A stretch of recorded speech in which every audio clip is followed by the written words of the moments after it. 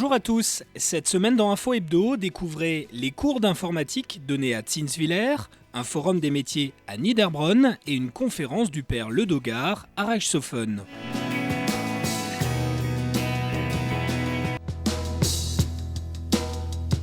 L'association Cyberzins est née en 1998 dans la commune de Zinswiller. L'objectif premier était d'offrir un accès aux outils informatiques pour les enfants de tout milieu. Aujourd'hui, l'association continue de recevoir des groupes scolaires, mais elle répond aussi à de nouveaux besoins. Alexandre Hoffmann, son président, a récemment mis en place des formations ou initiations informatiques pour adultes. Ce soir, on continue à travailler un peu dans Word. Donc on ne fait pas des cours de professionnels, mais c'est tout simplement qu'on puisse faire simplement un tableau. On fait d'autres initiations, ça va d'Internet jusqu'à même utiliser le chat comme les jeunes. On fait aussi des calculs sous Excel. Le but principal, c'était d'abord pour me perfectionner au travail, puisqu'au niveau changement de poste à un niveau interne, il me fallait principalement faire des comptes rendus au niveau de différentes réunions. Donc c'était principalement pour les mises en page. Excel, je ne connais pas du tout. Les tableaux, je les faisais principalement sur le Word, mais je me débrouillais toute seule. J'essayais de chercher, de trouver, mais bon, c'est une perte de temps aussi. Aujourd'hui, on remarque que tous ces gens-là qui n'ont pas eu l'occasion de connaître l'informatique à leur lieu de travail ou à leur domicile, mais sont complètement dépassés, ne serait-ce que le monde bancaire, il faut se connecter à Internet, on peut faire des virements au niveau des comptes à compte. Si aujourd'hui on voit aussi pas mal de gens qui ont été licenciés dans les entreprises, donc forcément il faut qu'ils aient l'outil Internet donc pour se connecter aux ACDIC, à la NPE et ainsi de suite. On peut les tenir et on peut les gripper. Et là aussi. Okay. Cela fait 1 an que je suis à la retraite, donc je me suis tout de suite inscrite pour faire du bénévolat et en même temps faire quelques initiations, ce que je ne savais pas en fait, puisque j'étais comptable, donc je n'avais qu'un logiciel comptable et là j'apprends d'autres choses pour me faire plaisir. Laissez voir cadre. Non, c'est mise en forme, pardon. Clique là-dessus. Okay. Voilà, et tu les as, d'accord ? Même si on est plus âgé, on ne connaît pas beaucoup, il y a des débuts qui sont faciles à gérer ici, à Cyberzins. Donc Internet si on ne connaît pas, ou d'autres logiciels naturellement. Pour travailler, on a toujours besoin d'écrire, faire des textes peut-être. Et ça serait facile ici, tout le monde apprend rapidement. Le collège Charles Munch a participé samedi dernier à l'opération Forum des métiers. Ce sont les élèves qui ont réalisé la sélection des métiers qu'ils souhaitaient voir représentés. Une quarantaine de professionnels ont répondu à leur appel. Ça va donc de l'armée, en passant par la gendarmerie, les métiers de l'artisanat, métallier, menuisier, décorateur, peintre, etc., jusqu'aux métiers d'avocat, de médecin, d'infirmière, de puéricultrice, avec une représentation des chambres, de la chambre de métier et des compagnons du devoir.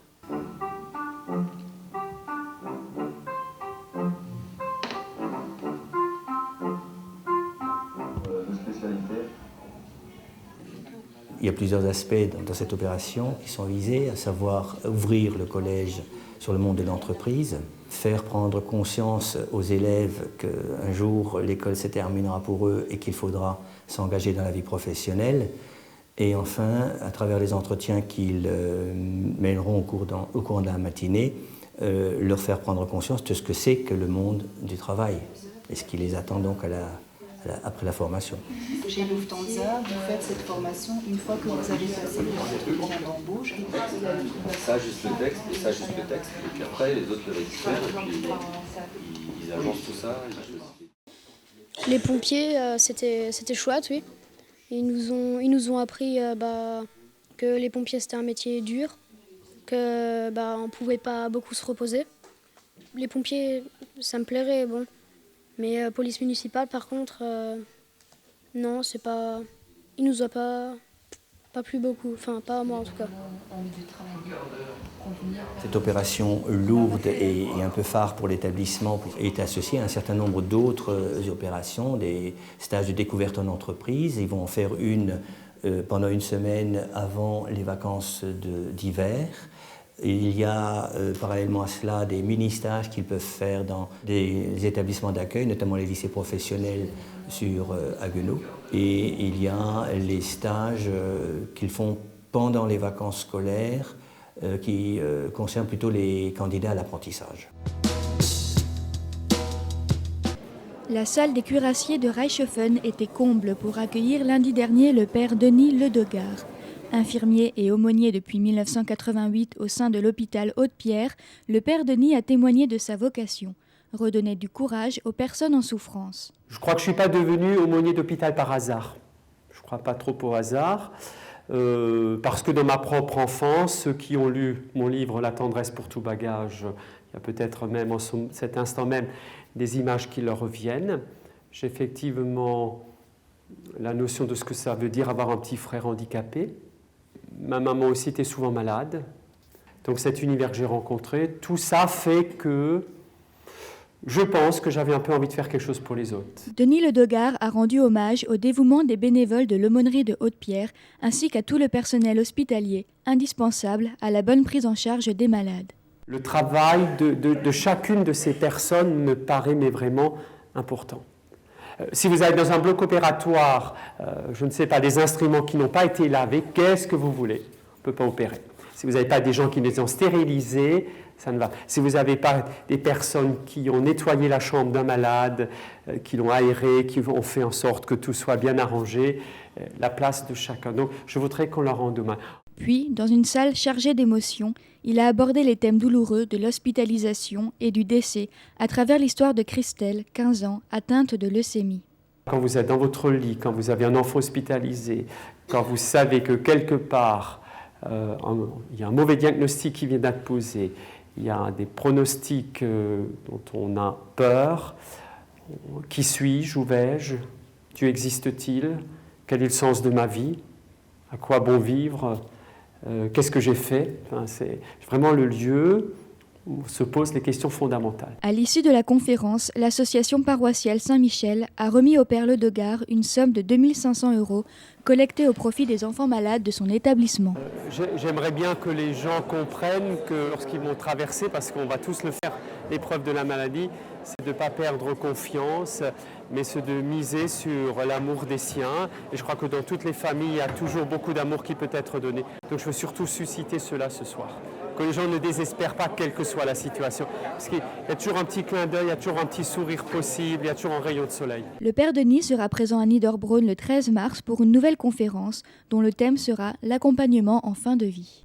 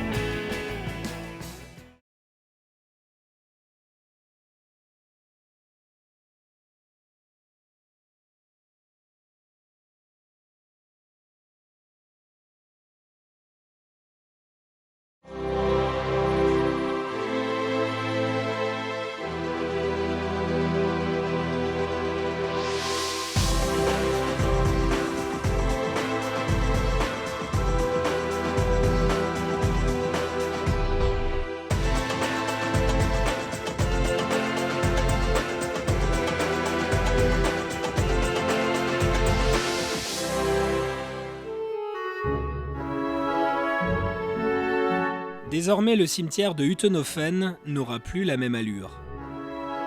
Situé jadis près de l'église, le cimetière fut déplacé ici et réaménagé vers la fin du 19e siècle, comme en atteste cette croix, plantée la première à l'époque. Par crainte d'épidémies de typhus et de choléra, on préféra déplacer le cimetière à l'extérieur du village, loin du lieu de culte. 3 épicéas ont grandi avec le cimetière. Les habitants les connaissaient bien. Ils leur apportaient l'ombre en été et moins de vent en hiver.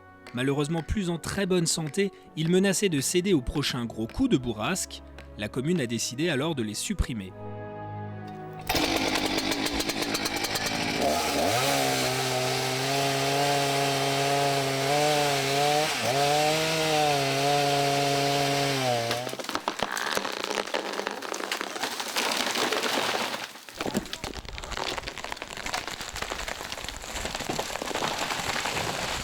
Ouais. Là, ils sont très serrés, là. Ouais, il faudra presque une loupe, 78, 79. C'est un spécialiste, on a fait venir un spécialiste pour les couper, là. Après, il y en a un qui est surtout malade. Et pour avoir pas de risque qui tombe sur le cimetière, là, sur les tombes, parce qu'ils sont des hauteurs de plus de 30 mètres, alors il y aurait eu trop de dégâts là. Pour Marc Tussing, expert bûcheron, la méthode à appliquer pour vérifier l'âge de ces arbres est la suivante. Il faut compter les cernes d'accroissement en partant depuis le cœur, où la cerne est de diamètre pratiquement 0, et compter vers l'extérieur. Il y a du bois d'été et du bois d'hiver, donc aussi, c'est pour ça qu'il y a du clair et du sombre. 40, je m'oriente par un endroit où on les voit bien. 41, 42, 43, 44, là il n'a pas poussé vite. Il avait mauvaise année. Ouais, il faudra presque une loupe, 78, 79, 99. Ouais, 100 ans. Une centaine d'années. Une centaine d'années, hein. Oui. À la fin, il a poussé tellement lentement, il y a des cernes qui sont sur 2 mm, vous avez par exemple 5 ou 6 ans. 6 ans.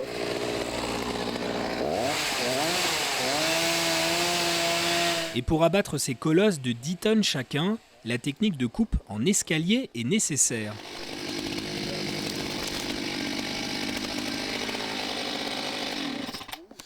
Donc voilà, là vous avez fait l'entaille de direction. Exactement. Alors, la perpendiculaire au fond de cette entaille correspond à la direction de chute. Pour l'abattage d'un arbre, il faut tenir compte de deux choses. Évidemment, son penchant naturel. Avec les coins et peut-être même... Et la direction dans laquelle on veut le faire tomber. Donc au départ, il y avait l'arbre. Et la direction de chute désirée, c'était exactement d'ailleurs là où il est tombé. Donc on appelle ça une entaille de direction. Ce qui correspond à cette en forme de biseau. Et en tronçonnant cette entaille, vous réalisez 2 traits de scie, le plancher et le plafond de ce trait de scie. Et les 2 traits de scie se rejoignent dans le fond de l'entaille qui forme à peu près un trait droit, et la perpendiculaire à ce trait détermine la direction de chute.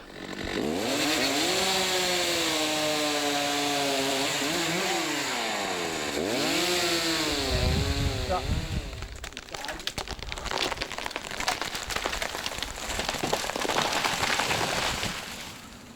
Avant, ça faisait quand même, c'était reposant et ça avait une âme. Maintenant, j'ai l'impression que l'âme, elle est partie. C'est comme la récitation qu'on avait apprise en classe. C'est-à-dire, c'est quoi? Vous pensiez à quoi? C'est très court, je peux vous la réciter? Allez. Bon, c'était du temps de Louis XIV, c'est Pierre de Ronsard qui l'avait écrite. « Écoute, bûcheron, arrête un peu le bras, ce ne sont pas des arbres que tu jettes là-bas. Ne vois-tu pas le sang lequel dégoûte à force des nymphes qui vivaient dessous la dure écorce? Sacrilège meurtrier, si on prend un voleur pour un butin de bien peu de valeur, combien de feu, de fer, de mort et de détresse mérites-tu méchant pour avoir tué nos déesses? » C'est ce que vous avez envie de leur dire à ces bûcherons?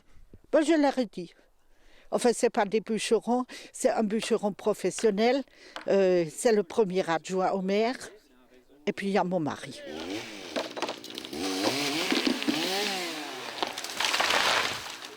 Ça manque hein, quand on vient maintenant, mais tout est vite. Hein. Ça, c'est sûr. Hein, c'était l'image du cimetière, ça, les 3 grands sapins là. Hein. On plantera des autres. Mais pas des sapins. Une espèce qui ne pousse pas trop vite et qui s'élargit.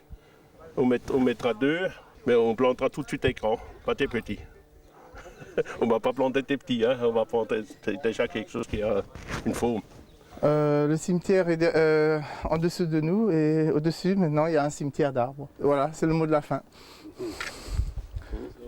Et pour se réchauffer les cœurs, la liqueur est de rigueur, avec modération évidemment.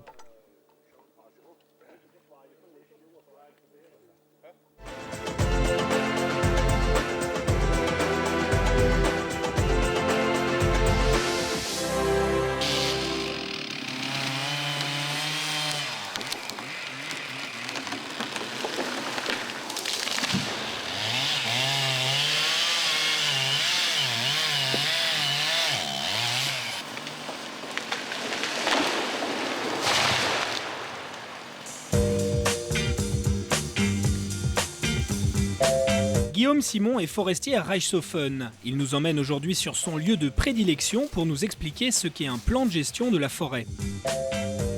Ici, les choix doivent être organisés dans la durée et dans l'espace, d'où la nécessité de planifier un minimum. Cette planification se fait sous l'égide de l'État qui fixe les grands principes de politique forestière nationale. On travaille sur le très long terme, donc on ne peut pas improviser nos interventions. On travaille sur les décisions qu'on prend engagent l'avenir de la forêt, souvent sur plusieurs décennies, voire plusieurs siècles. Localement, cette politique se décline en un document de gestion qui vient d'être révisé à Reichshofen pour la période 2006-2025. Pour chaque forêt publique en France, concrètement, il y a un document de gestion qui est valide sur une vingtaine d'années en général, et qui, à partir d'un certain nombre d'analyses, fixe des objectifs à la forêt et des moyens d'y parvenir. C'est donc grâce à ce document qu'on peut décider quels sont les arbres à couper et quels sont les enjeux à privilégier pour les 20 prochaines années. Il y a par exemple des enjeux de production, car le chêne se vend plus cher que le hêtre par exemple, mais également des enjeux paysagers ou écologiques. L'ONF privilégie la pousse des semis naturels ou de plantation en respectant les espacements entre les arbres. C'est ce qu'ils appellent la gestion en futaies régulières où les arbres sont bien dégagés les uns des autres.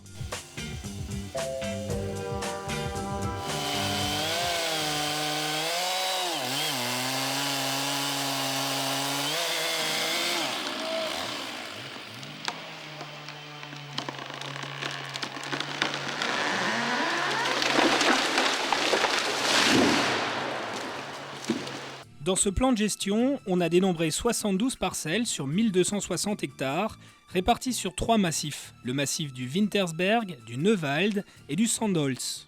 Donc là, on est dans une parcelle qui est classée en régénération, c'est-à-dire que l'ensemble des parcelles ont été classées dans certains groupes. Et le groupe de régénération consiste à faire passer du stade adulte vieillissant au stade jeune, le peuplement. Donc là, on est dans un peuplement mélangé de hêtres et de chênes, dans lequel les hêtres souffrent de leur grand âge. Ils commencent à marquer des signes de fatigue. Et ça s'illustre très bien sur cet arbre dont on voit très bien les altérations du bois ici, avec un cœur complètement coloré, on appelle ça un cœur étoilé. Et l'objectif ici est de régénérer la parcelle, notamment avec du chêne lorsqu'il est présent, et il est présent relativement bien. Donc là, on est dans un peuplement de chênes qui a plus de 180 ans, donc on est carrément dans le long terme, avec des très gros chênes de haute qualité. Certains d'entre eux, d'ailleurs, ont des réputations nationales au niveau de Reichshofen. La plupart des très beaux chênes, comme celui qu'on a derrière nous, partent pour une utilisation bois de mérin, c'est-à-dire pour faire des tonneaux pour le vin. C'est l'utilisation actuellement la mieux payée pour ces bois de qualité. C'est un peu curieux. Donc un document de référence qui est le fruit de cet inventaire, c'est l'histogramme des classes d'âge, des essences par classe d'âge. Donc là, on peut se rendre compte, voyez, par exemple, que pour le hêtre, ici en orange, la répartition est assez équilibrée entre les arbres jeunes, dans la première colonne, et les arbres âgés. Donc à chaque fois, on sait que dans les 120 prochaines années, sauf bouleversement climatique et coup de vent, on va récolter systématiquement à peu près la même quantité de bois pour le hêtre. Une bonne présence également, ce sont ces gros chênes qui sont derrière nous, de chênes âgés de 180 ans et plus. Et entre les deux, on a un trou.